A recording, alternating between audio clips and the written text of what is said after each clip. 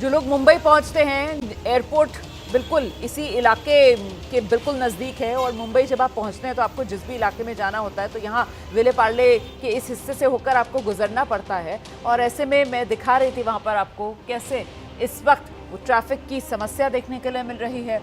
ये अलग अलग तस्वीरें हम मुंबई की आपको दिखा रहे हैं और ये देखिए, ये एक तरीके से एरियल शॉट है मुंबई का जो हम आपको दिखा रहे हैं।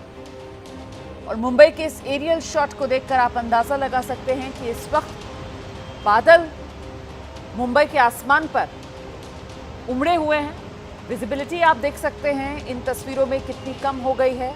और ऐसे में क्योंकि नसीहत प्रशासन की तरफ से पहले ही दे दी गई है कि अगर बहुत ज़रूरी ना हो तो फिर अपने घर से बाहर मत निकलिए, इसीलिए लोग सोच समझकर ही घर से बाहर निकल रहे हैं। इस बीच महाराष्ट्र से ही अगली खबर है, जहां बारामती में बहने वाली नहर बारिश के चलते उफान पर आ गई।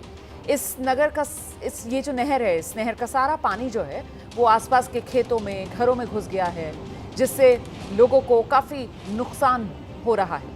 हालांकि नहर के उफान पर आने की जानकारी मिलने के बाद जो जल संपदा विभाग है वो फौरन हरकत में आया और नहर को बंद करने का फैसला लिया गया। साथ ही लोगों से अपील की गई है कि ज़रूरी काम के बिना घर से बाहर ना निकलें। हर तरफ महाराष्ट्र में यही अपील प्रशासन की तरफ से लोगों से की जा रही है।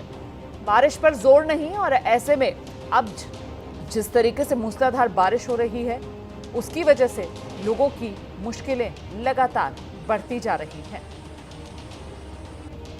महाराष्ट्र के बारामती, बारिश की वजह से यहां 2 इमारतों को खाली करवाना पड़ गया है। भारी बारिश की वजह से इमारतों में दरार पड़ गई, एहतियातन बिल्डिंग्स को खाली करा लिया गया है। बारामती की ये तस्वीरें आपके सामने। पुरानी इमारतें जर्जर हो रही हैं और इस बारिश के मौसम से पहले ये दरारें जो इन इमारतों में उभर आई हैं, और ऐसे में किसी भी अप्रिय घटना से लोगों को बचाने के लिए इन इमारतों को फिलहाल खाली करा लिया गया है। आगे बढ़ते हैं। अगली तस्वीर आप देख रहे हैं, भारी बारिश से महाराष्ट्र के कई जिले प्रभावित हुए हैं। रायगढ़ किले की ओर जाने वाली जो सड़क है वो बारिश में धंस गई है। भारी बारिश के बाद सड़क पर पानी का बहाव इतना तेज था, सैलाब सा सड़क पर बहता हुआ नजर आने लगा। ये तस्वीर आपके सामने। प्रशासन ने एहतियात के तौर पर इस सड़क पर फिलहाल ट्रैफिक बंद कर दिया है।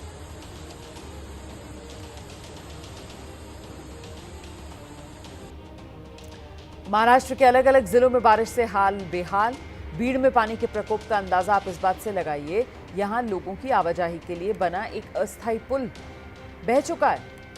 यहां के कड़ा गांव के पास पक्के पुल का निर्माण 2 साल से चल रहा है।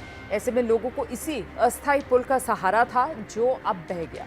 मतलब लोगों की आवाजाही उस हिस्से में जिस तरफ ये अस्थायी पुल से लोगों का जुड़ाव होता था वो पूरी तरीके से फिलहाल कट चुका है, क्योंकि जो पक्का पुल है वो तो 2 साल से बन ही रहा है, अभी तक बनके तैयार नहीं हुआ।